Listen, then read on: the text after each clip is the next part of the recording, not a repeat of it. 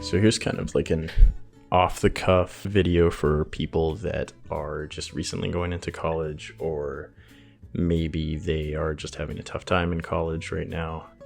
I was I was very obsessed with these videos when I was a freshman and I was originally going to college. I think they helped me out a lot. There was videos by like John Fish, I think, was one of them, and then there were like a few that were like specifically McGill. They weren't like huge YouTubers, but it was just like good to kind of get an idea of exactly where you're going, because in high school it's like this incredibly alien feeling that it's like, for many people, they're not going to live with their parents. They're just going out into the world. Like, they're not with their family anymore. You might not know anybody at your university. I didn't know anybody at my university. I went like across the country. It's scary. It's probably one of the scariest things like a normal person will do in their life, is just because it's also like high school is not optional. It's mandatory up until a certain point, but it's like university is just like you can choose not to go, like you're paying to go. So it's, I don't know, there's like this social pressure to go into it that can definitely make it difficult. And there's also this social pressure of like the image of university, like the partying, and you're going to meet a lot of friends and you're going to find out exactly what you want to do with your life. It's all kind of, I don't know, super cliche, like the frat parties and like movies and stuff like that. I mean, they are there. In Canada, McGill's probably like one of the most fratty universities, which isn't still that crazy compared to like the US and stuff like that, but we have a lot of American students. So I got a very like kind of cliche college experience in a way. We had like frosh, we had, there were frats, there were lots of clubs, the nightlife in Montreal, and then also the academics here were very tough. So I feel like I can come from a sort of position of, McGill puts you through a pretty like extreme kind of experience of like work hard and play hard, and I know lots of people that they played too hard first year and they're no longer here, and then also people that worked so hard that they burnt out. And I think through different periods in my university career, I was one or the other, and I'd like to think that I have some sort of balance at this point, but it's tough. It's something you have to learn while you're going. But I think the number one thing is you kind of got to go in without any expectations. Like, it's impossible to know what's going to happen. You can end up with a roommate that is your best friend. You can end up with a roommate that's absolutely terrible. You could have all of your classes perfectly scheduled. You can end up with like all classes that you do not want to go to, and they're all like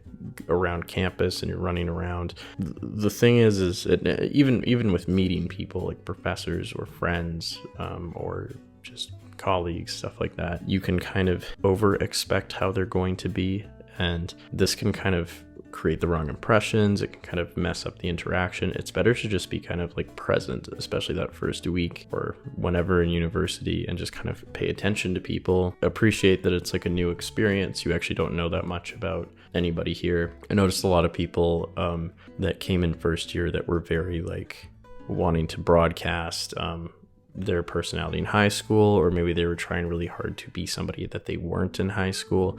They usually didn't do very well, and it was because they had sort of expectations of what people would want, I guess. And just don't do that. Your university is a lot more people, a lot more open-minded. You're going to end up finding some group for the most part. It's not a guarantee. Don't hold me to it, but if you look hard enough, you're going to find some group that you can belong to in some capacity. The second thing is to try your absolute best to do your work before anything else. It's hard to always remember this, but it's like you're there first and foremost to graduate, whether you want to get like honors or you just literally just want to pass.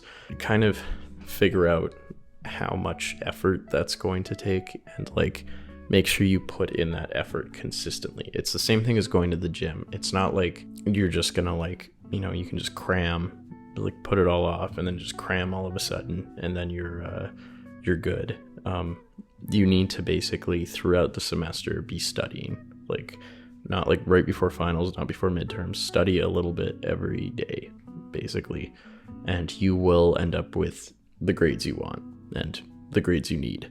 I think first year I definitely let certain things kind of go past me for a little while, and I had a couple close calls, and I was kind of fortunate that I did pull those all-nighters and I was able to go out.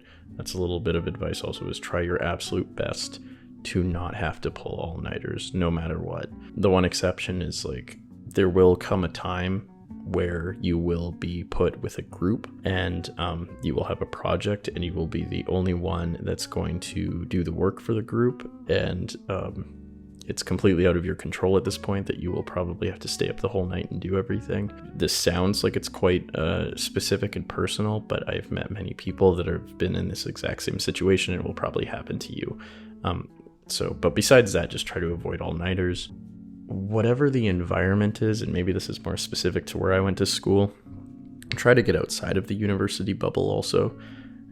It's just good mental health wise and personal growth wise. Like you go out there, you realize you're in like the world. Like if you're studying somewhere cool, you want to know all the cool locations if your friends visit from home, or you just need to escape campus for a little bit. McGill specifically has this thing called like the McGill bubble, where it can get very like, some kids just straight up never leave. They never have to learn any bit of French at all. And it's just like this kilometer stretch of like the campus and all the food and grocery stores. And for me, the last few years, I really tried to venture out more, meet Quebecois people. And it's amazing. It's very memorable.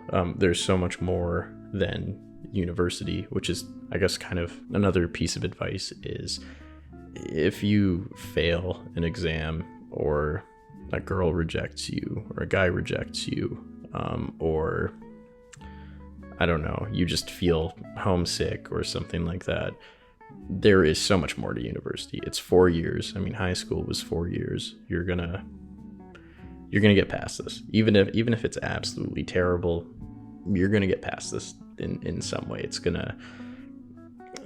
all gonna be better eventually. Sometimes high school is amazing for people, sometimes university is amazing for people. You can only do so much, you can go out, you can really put yourself out there, try to meet people that you like, study really hard. And I mean, there's so many kind of little luck-based, chance-based things. If it works out or not, you can try your best.